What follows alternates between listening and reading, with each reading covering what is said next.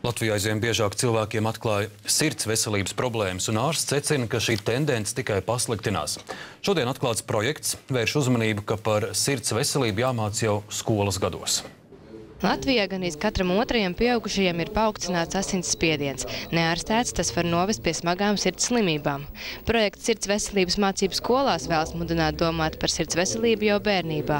Tendence ir tāda, kad ir pieaudzis šo bērnu skaits salīdzinoši, kas ir aptaukojušies, un tas ir lielā mērā saistīts ar neveselīgo dzīvesveidu. Projekta laikā kardiologi lasīs lekcijas Rīgas skolu bioloģijas un veselības mācības pedagogiem.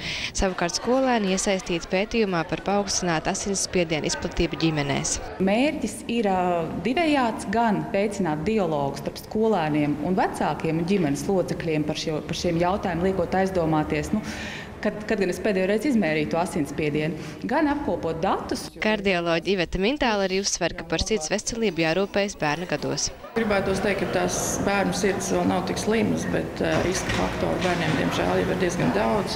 Ja mēs runājam par aterosklerozes attīstību, tad nav jau tā, ka ateroskleroze pēkšņi parādās 40 vai 60 gadu vecumā. Tieši no bērnības sākās profilaks un izsargāšanās no problēmām, saslimt ar sirds slimībām. Riska faktori, kas var veicināt sirds slimību vai mazspēju, ir aptaukošanās, nepareiza ēšana, mazkustīgums, kā arī smēķēšana un psihotropo vielu lietošana. Speciālisti norāda, ka bērnus vairāk ietekmē vizuāls atspoguļojums, ko kaitīgās vielas organismam nodara. Pastāstīt par to sakarību starp hamburgeru kaudzi un sirds veselību.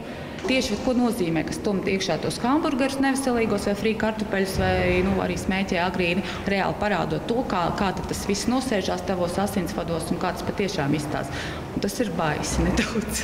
Ārsti arī atgādina, ka ģimene visbiežāk ir labākais piemērs. Piekopjot veselīgu dzīvesveidu, arī bērns visticamāk pie kaitīgām vielām neķersies. Ilze Vēbere, Juris Binders, TV3 ziņas.